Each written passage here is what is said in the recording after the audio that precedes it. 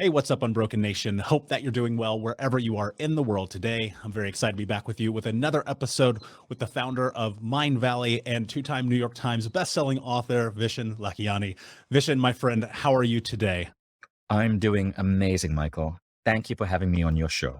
Yeah, brother, it is such an honor. As someone who has consumed what I dare say countless hours of Mind Valley and been deeply Uh-huh. ingrained in what you've created over the years, it's an honor to have you here because I know that you have so much heart in your mission and what it is that you're trying to do and create transformation in the world.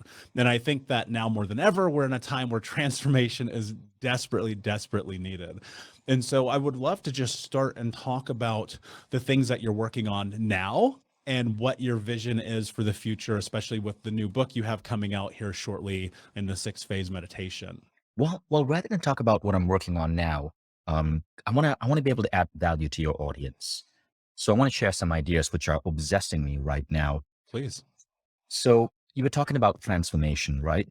So currently I'm doing this program on Mind Valley by this Indian spiritual teacher called Mahatria. And he is followed by a lot of the Indian CEOs. So he's a spiritual teacher with the big funky hair, a long beard. But what's interesting about him is he speaks to CEOs. And I was going through a really interesting time lately, and there was this idea that he shared with me that I just wanted to share with your audience. Can I grab my notebook? Because I Please. sketched this out in a really interesting way. Okay. So this Wow. antique looking book is my idea book. And I'm using this to put down ideas. I try to write them in big ways in a full page in beautiful different marker pens. So when I have guests over at my house, they get to flip my little idea book and hopefully they can contribute an idea or take away an idea. So Mm. one of the things that's really interesting to me right now is this quote by Mahatria. And when you mention transformation, it sparked this. Mahatria said, "The life of a legend is always in transition. Legendary people do not seek the feeling of being settled in life." He goes on to say this: when your life is in constant tradition, yours is the life to watch. Legends live in transition. He expands. Growth needs change. Change needs transition. Transition is never comfortable. Therefore, there's no comfortable growth. So why I found this really interesting is because I was going through some discomfort recently. Um, Various stuff, personal issues, health issues, business issues. All of a sudden, I'm trying to make this trip to Burning Man. Okay. So I'm about to head out, fly from Europe to go to Burning Man. 10 days before the trip, a clusterfuck of everything comes together. Some business issues, some health issues, some personal issues.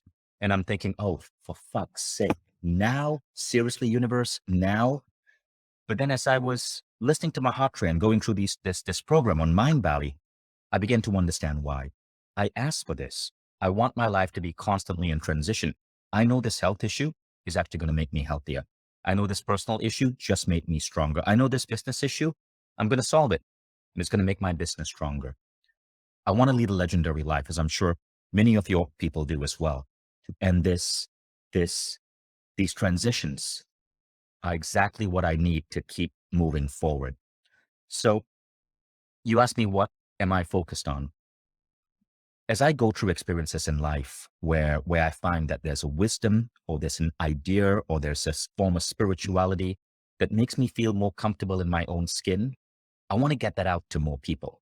And so my biggest obsession in life is building this platform called Mind Valley, which today is probably the biggest personal growth platform in the world. And what we seek to do is to look at all of the things that regular education isn't teaching us and to get this out to millions of people. And so, when we think about our lives, people don't wake up in a cold sweat or go through bouts of sadness because they forgot the position of Kenya on the map of Africa, or they forgot the year Napoleon tried to invade Russia. Nobody really gets stressed out because of this random stuff that we learned in our modern education system. But you know what really hurts us? Dealing with sorrow, breakup, dealing with a glass ceiling over our head, health issues, dealing with waves of emotions that move us back and forth, dealing with someone we love who we feel that don't love us back as much. And education does absolutely jack shit for all of those things. Sorry, am I allowed to curse in this You, podcast? dude, I literally hold the world record for the number of times fuck has Awesome, been awesome. said That on we're a gonna get podcast. along all really fine. So what I seek to do is to find the best teachers in the world who can help us become better humans. And I recruit them and we create the best courses in the world for all of these different dimensions of being human. We look at 12 unique dimensions. And many of these teachers are my friends. I study with them. I learn with them. I meditate with them. I train in the gym with them. And all I want to do is really experience everything there is about being human. And I want to be able to become a better and better version of me. I want to live a legendary life, a life that's constantly in transition. I asked for this, but I also want to make all of this knowledge accessible to millions of people out there. So that is my project. That is what I do. That is why I create festivals and I create apps and I created the Mind Valley platform and I write my books. That's what drives everything I do. So when you ask me, what is my latest project? It's still the same project I've been working on for 15 years. It's helping get the wisdom that humanity needs out to millions of people so we can lead better, more complete, more loving, more human, more peaceful lives. Because the modern education system completely, utterly fails us on that. Hey, what's up, Unbroken Nation? Just want to take a moment and invite you to be my guest at Think Unbroken Conference this November. That's right. Think Unbroken is hosting our Unbroken Con for free. It's 5 days of trauma transformation information with myself, special guests, and even some of the leading experts in trauma education from around the world. For 5 days, we're going to jump into what it means to actually take the steps to be unbroken. All you have to do is register for free at unbrokencon.com. That's unbrokencon.com. That's right. 5 days of trauma transformation information with me, special guests, and some of the world's leading trauma trained experts for free for 5 days this November. More details to come. But in the meantime, go to unbrokencon.com to register, and I'll see you there. Agreed. And I resonate with so much of that in my own journey and my mission being very similar in a different guise of ending generational trauma and abuse in my lifetime through education and information, right? Because I had the same experience. You know, I go rewind my life back to high school. I didn't learn anything because I was struggling to survive real life, the streets, abuse, addiction, you know, people in my life who were hurting and imprisoned, and a mother who was bipolar and locked up. And it's like, you know, you look at life through this scope of reality, and it's like growing up in the westernized industrial system of education is bullshit because you've been spun this lie. Go to college, get the job, white picket fence, be massively in debt, and hate your life all day long. And I remember the first time that I had come across you, it was an interview you had done with Tom Billion, excuse me. Let's be clear for people who don't know. And I went down this rabbit hole of the things that you were talking about and what you created. And I resonated with you for two really powerful reasons. One is because I love the way that you think about the world and creating empowerment for people through education, because that's exactly what Think Unbroken is. And two is because you curse all the time, and I fucking love that. And I think it's really important to be authentic. See, that's what happens when you live in New York. I started Mind Valley in New York. It's, to me, it's not even cursing. It's Language. It's the flourishing of the English language, right? What we call curse words are basically some of the most important words to express ourselves. Yeah. I have an upcoming book called Unfuckwithable.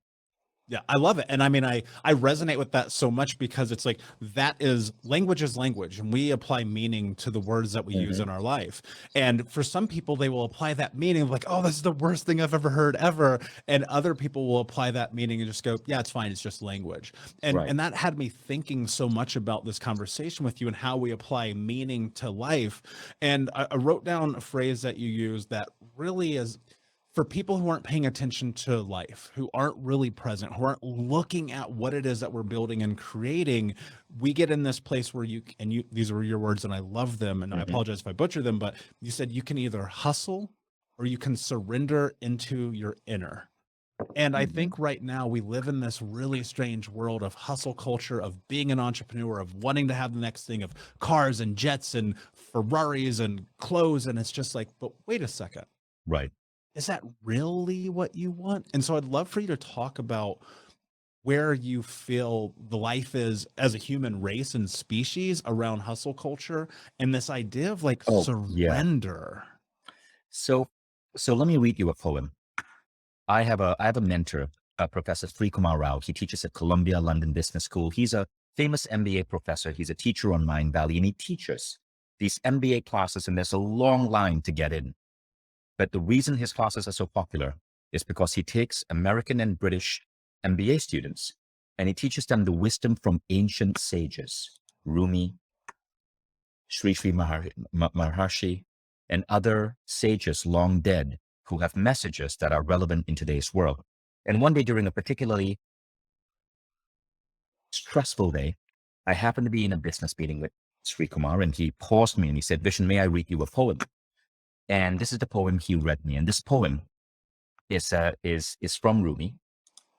I want to read it out to you because I think it may help give a different perspective to hustle culture. So Rumi says this: "When I run after what I think I want, my days are a furnace of stress and anxiety.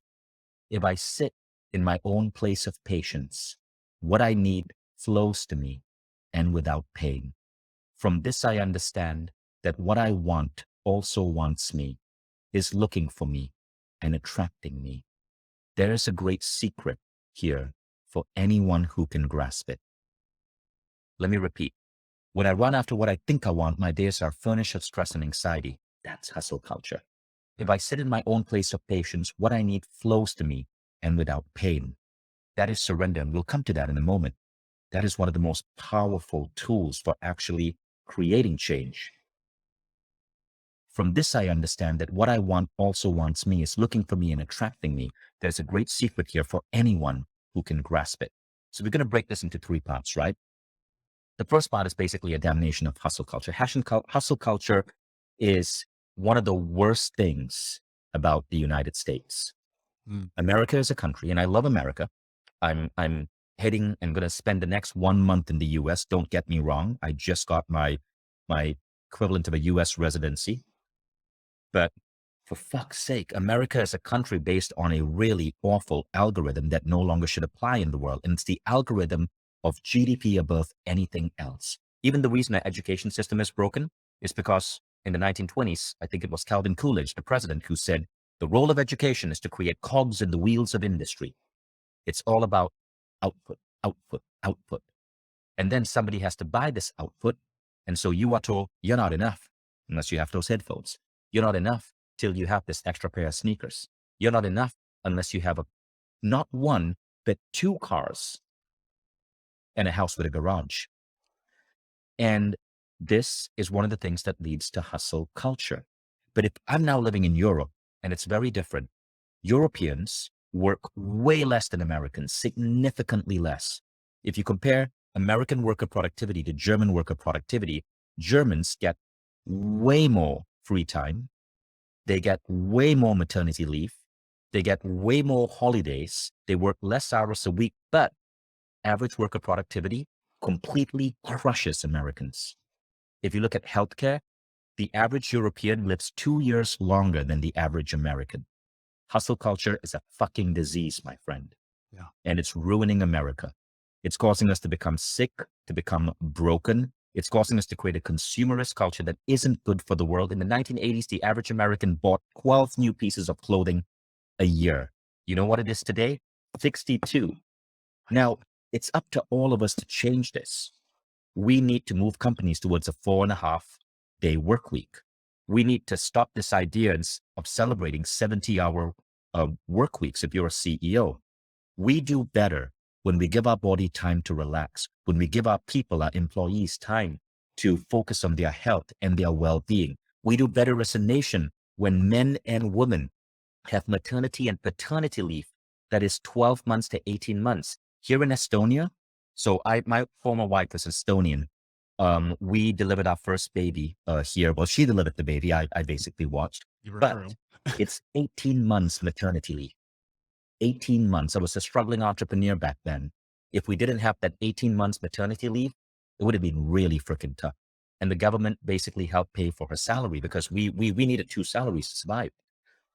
And in America, It's 2 weeks. What the fuck is that? Yeah, if you're lucky. Now, as a result, Estonia, which is where I'm at right now has a higher concentration of entrepreneurs per capita than Silicon Valley. More VC money floating around per capita than Silicon Valley. We're the most technologically advanced nation in the world. And still, you get 18 months paternity or maternity leave.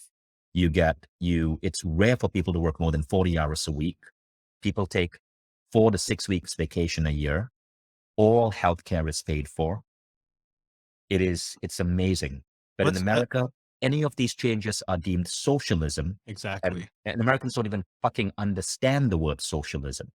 Yeah. It's so crazy. You guys need what is happening over here in Europe because Americans are killing themselves slowly by surely through stress and overwork and killing the planet. If everybody lived like Americans, we would need 4.5 planet Earths to support our species. Mm. Yeah. You know, one of the things that I'm always trying to come to is self-education and looking at life through the scope of a worldly ideal. And one of the greatest, and I encourage anyone listening to this, sell everything you own, pack your fucking bags, travel the world for 2 years. And that's what I did. And I discovered things about myself, dude, I can't even begin to tell you. And the one thing that I came to realize was that America does have it wrong. We have been lied to. When I lived in Bali, I experienced people who, dude, Balinese people take 700 vacation days a year. Like, it's incredible, man. They're so peaceful and so kind and so loving and so community driven and so productive, right? And so I'm wondering, when we live in, and especially people who are listening to this show, man, they have been through trauma, they have suffered, they have been through the depths of what humanity has to show them. And for many people, and I would include myself in this, initially I thought the solution was money, and I went and I chased that. And you know, the singular thing I discovered is that not a one pair of shoes I ever bought made me love myself. Right. I love that you say that. So that was the first line of Rumi's poem, right? I mean, we can go on for 3 hours talking about this one poem, but I hope I made that point clear. And if I'm speaking with passion, please know, sometimes Americans think that if you critique America, you're anti-American. That's the stupidest thing. And it's what, like nationalist politicians make you do. I'm pointing this out because I love America. My culture, I'm cultural American. I started, Mind Valley is an American company, but I see a country that's really pounding its people. And coming to Europe, I lived in America for 10 years. I've lived in Europe for 2 years. It's such a change. And I would never want to go back to America. It's incredible how living here, you truly flourish as a human being. Why do you think I have to ask you this. Why do you think it's important for people to reduce their stress and to not hustle, to work less, to have a more peaceful life, to have a more humanized experience? Why does that actually matter? Because, and I love Gary Vee. He's a great friend, and he's like, hustle, hustle, hustle. And you hear this and, it's like, but wait, really? Why? So here's what Gary Vee's talking about. Gary Vee is not talking to people like us. Gary Vee is talking to teenagers who are hooked on video games and questioning, or college kids, right? He's showing them how they can get on eBay and start making money. That's better than being hooked on video games. Gary Vee is not talking to people who are entrepreneurs. If you're an entrepreneur and you're still hustling, it's a stupid way of running your business, because we are human beings. We are not horses. Horses are animals. Animals produce output based on the work that they create. Human beings are not like that. We are not a medieval farm worker plowing our field, right? That's all based on physical output. Our output comes from reflection. It comes from creativity. It comes from accessing flow states. It comes from learning to tap into intuition. It comes from collaboration and connection with other people. It comes from our emotional state. And study after study after study is showing that this is real. Look at all the studies happening in Europe and Japan right now with the 4 or 4.5 hour work week. Every single one of those studies shows that productivity goes up and employees are happier. Look at the studies by Harvard University, particularly the psychologist Sean Aker, in his book, The Happiness Advantage. When people are happier, productivity goes through the roof. Look at the studies by Shajat Shamin on the concept of PQ, or positivity quotient. If you give people more, help teams have more positive moods, and you do that by giving them enough time to deal with family issues, by giving them managers who are truly empathetic to them, by not cracking a whip and making them pull all-nighters. The PQ of a team is the only thing that determines consistently the quality of a team's productivity. All of the studies are pointing to this. Yet, while this is true for many of us who are educated, I'd say the top 10% of Americans in terms of money, and get this, the bottom 90% are being abused by a broken system. Look at what Amazon is doing to its workers, right? Look at how so many Americans are having to have multiple jobs just to make ends meet. Look at the Republicans voting down so many policies that could help make even things like the price of insulin fixed so we could afford it. So there is a crazy fear towards these ideas, and a lot of it comes from just honestly right-wing propaganda and the villainization of words like socialism. America needs to embody Europe's ideal, so it's going to get left behind. Yeah. And I think So that'll give people, that's where that comes from.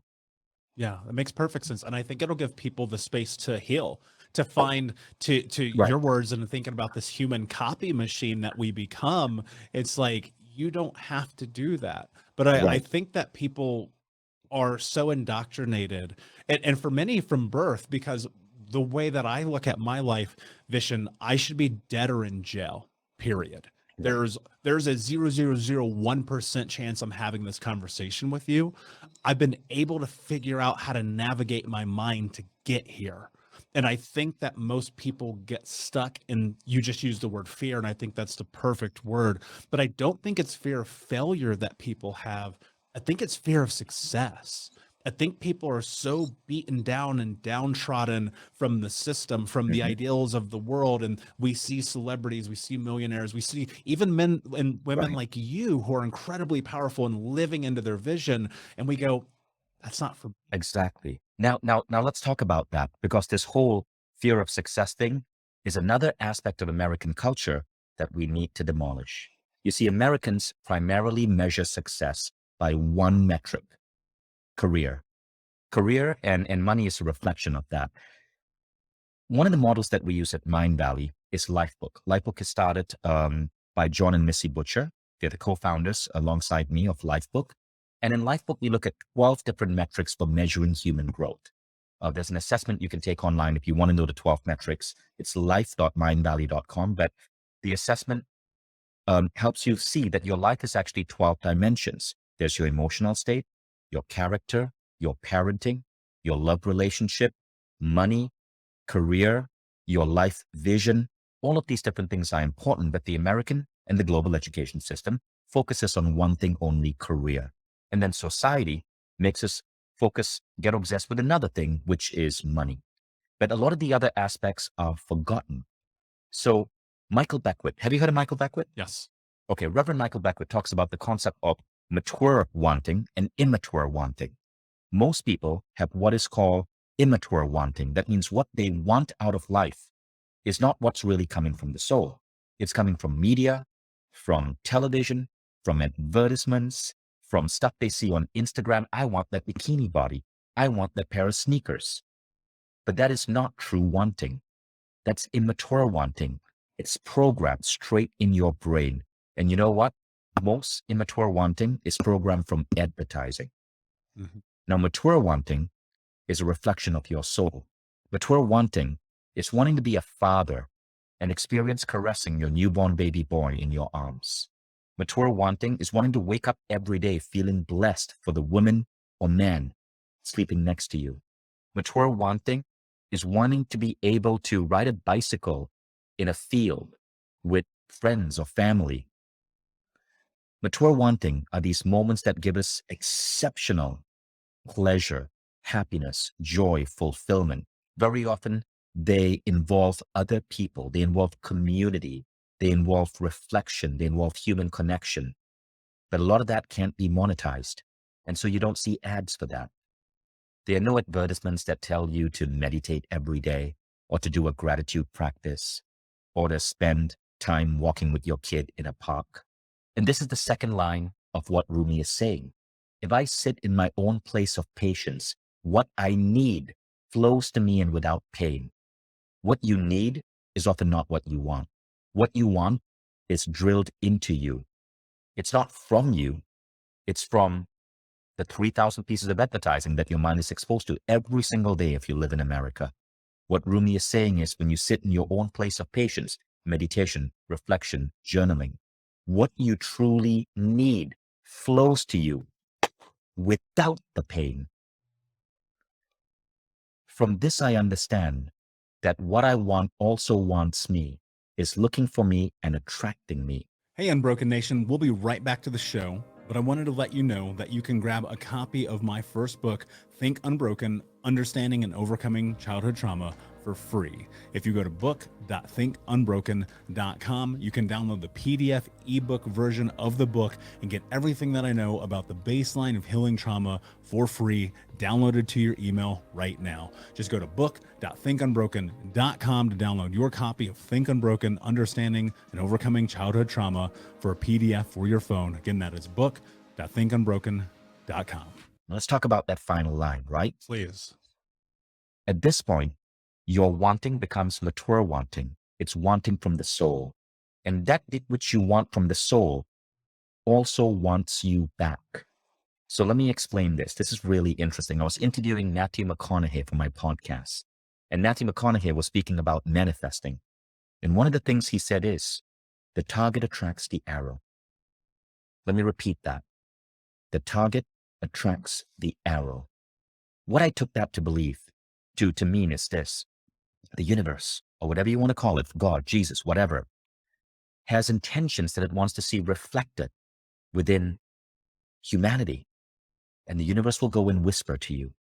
And the universe will say, hey, Michael, here's an idea for a book. Those whispers are breadcrumbs towards your mission. When you sit still, you hear the whisper. We call it intuition. We call it divine guidance. We call it channeling. But those whispers point you to that which you should create, the companies to build, the inspiration to create, maybe even the woman you should pursue and date, those whispers. But the universe doesn't play favorites. If you don't address those whispers, the universe will just go and whisper it to someone else. And so that's what McConaughey means by the target attracts the arrow. There's a target out there that's desiring to manifest itself in the world. You are the arrow. If you are able to sit still and listen to the whispers, the target out there brings you towards it without pain. And you feel like life is flowing, is helping you flow towards your goals without the pain. This is what Rumi meant by there's a great secret here for anyone who can grasp it. One of the things I'm curious about, and I hear this and it's beautiful, like in real time, I'm thinking through so many of these things that have happened and transpired in my life, through getting Grant Cardone as a business partner, through having Tom Bilyeu as a mentor, through learning ungodly amounts of information through Mind Valley, and just always visioning the things that I believe that I can have through the truth of my heart, and coming to the conclusion that our brain is effectively lying to us, right? Because it is so inundated with all the advertisements, all the information of the world that says, get this, do that, be this. How can someone, let's rewind for a moment here. Right. I look at what you've built in Mind Valley, and it's arguably, I hate to use the word impossible, but until you're in it and you're actually creating the structures of it from the outside perspective looking in, you go, that's fucking damn near impossible. How do you do that? And I think that that is the way that people think about life in general. They kind of sit and they go, yeah, I believe that I could have that, but it's probably impossible and it's not for me. How do you get to that place to allow that to exist without pain? So the thing you got to do is, you got to first, so again, the assessment I mentioned is life.mindvalley.com. You want to be able to understand where in life you might be falling behind, because here's the great secret. if of the 12 categories of life, if you are falling short in any of these categories, it's going to affect the business that you're trying to build. And what If your defines health, falling short? so let's say you are not in the best health, that is going to slow you down. If just one of those categories is broken, it's going to slow you down. Let's say you are failing in terms of your goals for your sense of emotional mastery. That's going to slow you down. You're going to be in stress. You're going to be in worry. You're going to be in anxiety. We know our emotions matter. If you're failing in your relationship, that's going to really drag you down. Man, being with the wrong person. True. So you want to be an entrepreneur, you got to master the act of life. And you got to be balanced in all of these areas. Now, how do you do that? You got to create a life vision. One of the things we do at Mindvalley through our subsidiary brand Lifebook is we get people to create a really hyper-detailed 100-page life vision of their life in all of these 12 categories. Now, when you start working on your business doesn't own you. You own the business. You are loyal to one thing, the container that is the vision for your most amazing life. The business is nothing more than a vehicle. Your business is nothing more than a vehicle for you to learn, to grow, and to move you towards your vision. But the business is not the vision. Sri Kumar Rao says, the biggest mistake we make in MBA programs in America, Stanford, Harvard, all of this, is that they don't teach consciousness in business. And I asked him, well, what do you mean by they don't teach consciousness? He goes, firstly, don't misunderstand me. I'm not saying ethics. Ethics is everywhere now since the Enron scandal. Consciousness is this. Consciousness is that the most important aspect of your life is, are you growing? Are you learning? Are you growing? And you can expand that, growing in all of these categories.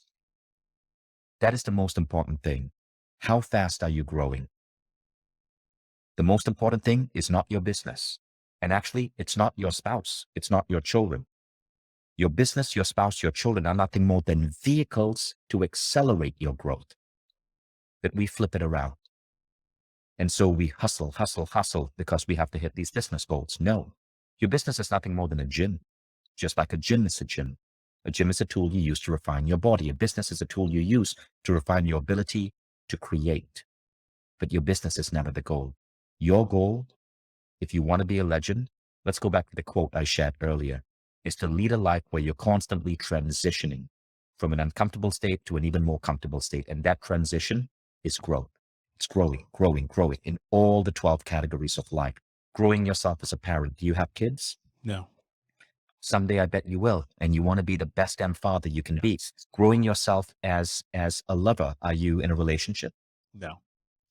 Someday you will be. And you want to be the best damn man to your beloved. Growing yourself in your body, ensuring that your body is constantly getting better and better and better. Growing yourself in your emotional state so you can master bliss. Growing yourself in your character so you have integrity, so you have value, so you're on point.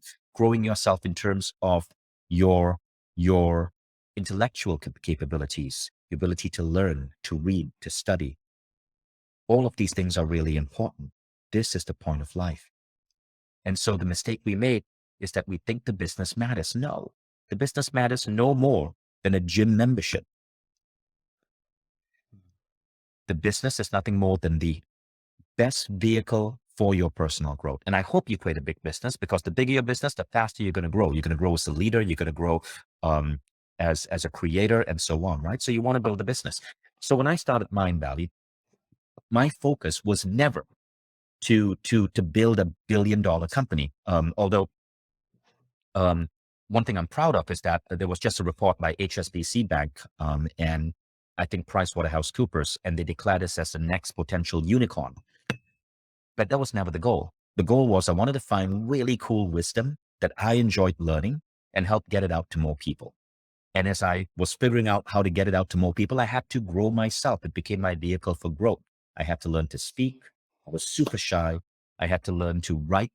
I had to learn marketing to build a website. I had to learn coding. First 2 years, it was just me. No employees. Now we have about 450 employees. And now as I've gotten to that stage where the business is moving along, I'm trying to give myself a new challenge. And that challenge is this. So I met a billionaire in Dubai recently. His name is Wayne Boss. In the year 2000, Wayne Boss was recognized as one of the top 100 people in technology, I believe, by the World Economic Forum. Wayne's a billionaire. And I was visiting him in his beautiful apartment overlooking the Palm Jumeirah in Dubai. And Wayne turned to me. I was there looking at the most gorgeous view I've ever seen. You could see the entire Palm Islands in Dubai. And Wayne said, "You want to know what it takes to be a billionaire?" Okay, now I want you guys to pay attention to this, right? Because this is really cool. But again, it sums up what I'm saying. He said, work 21 hours a week. So I'm like, what? He says, work 21 hours a week. I'm like, what do you mean? He goes, look, you want to be a billionaire, create your life so you only work Tuesday, Wednesday, Thursday, no more than 7 hours. That's 21. Keep Mondays completely free.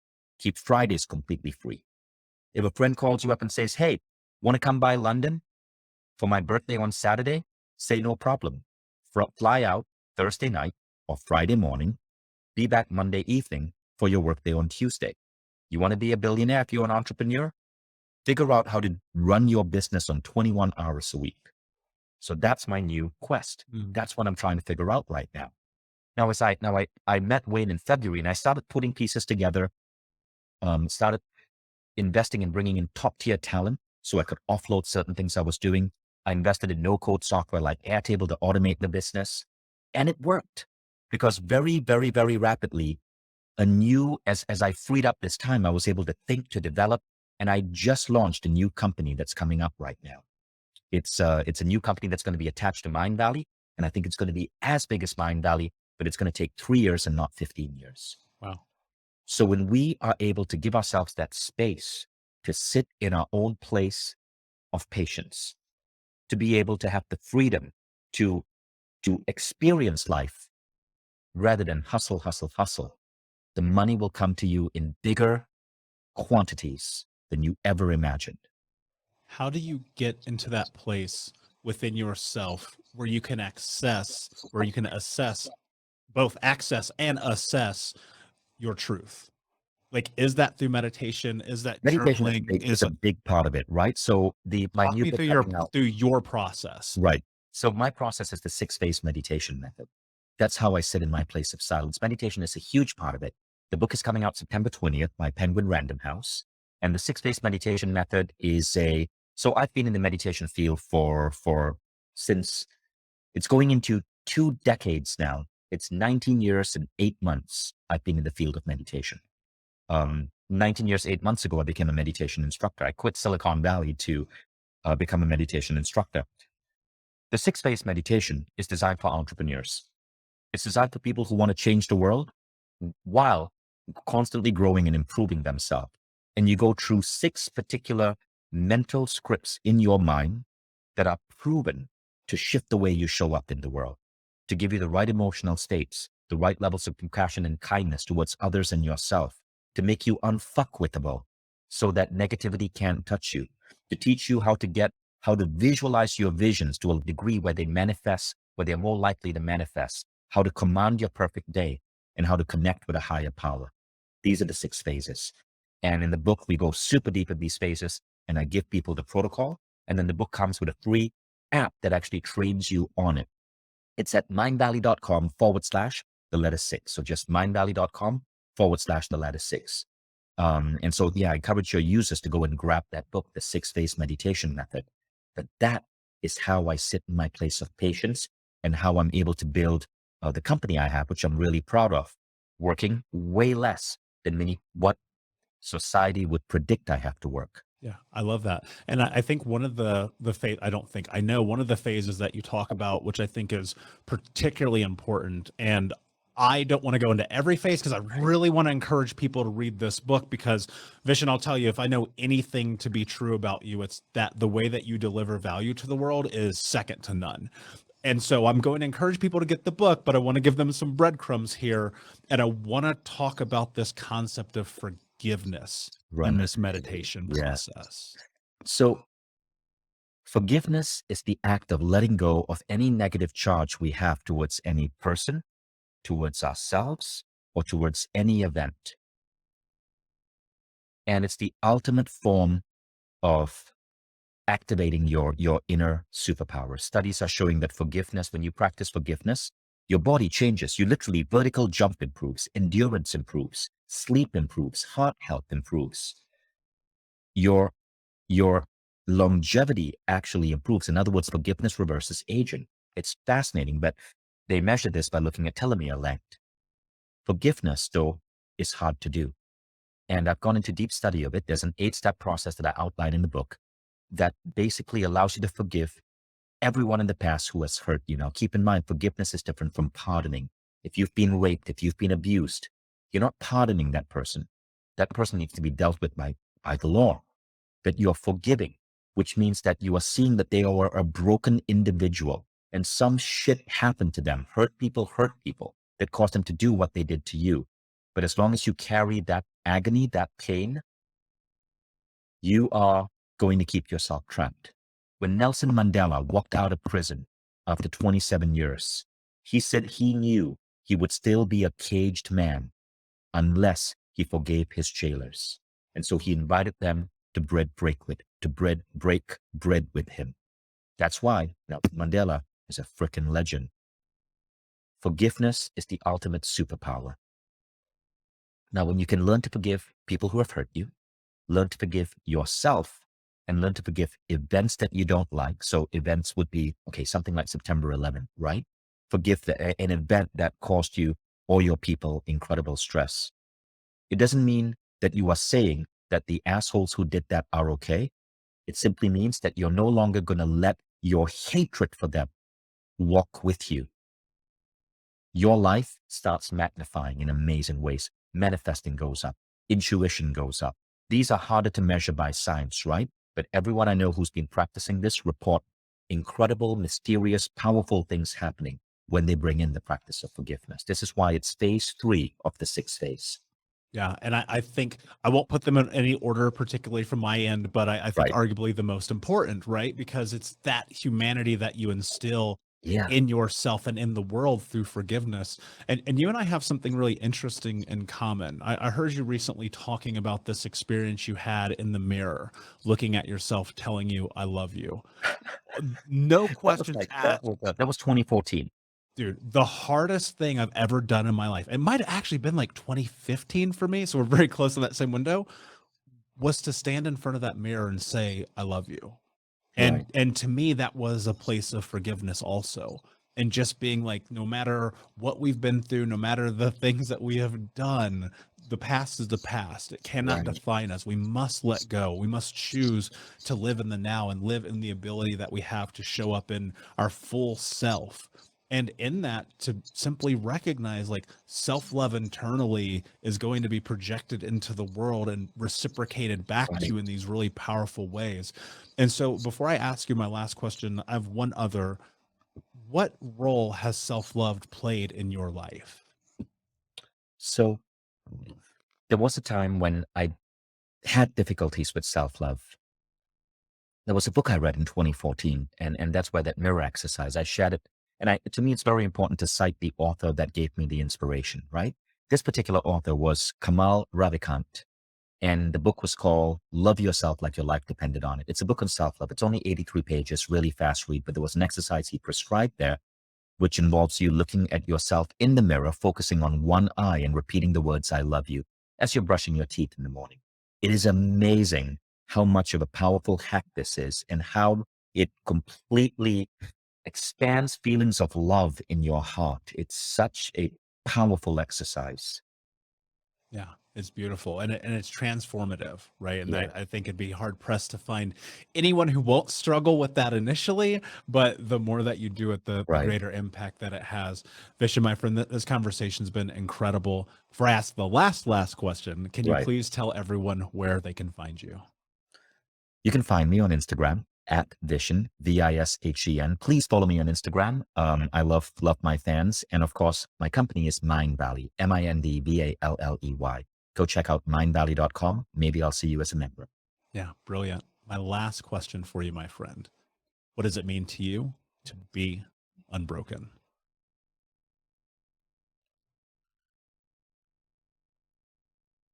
I believe that we break ourselves when we have issues with ourselves. I'm so happy that you asked about forgiveness, and I see why this was the most important phase for you. To be unbroken means to completely forgive yourself for all the mistakes you've made in the past. That's the most important thing. Other people not liking you, not as bad an issue as you feeling that you carry the burden of some past mistake.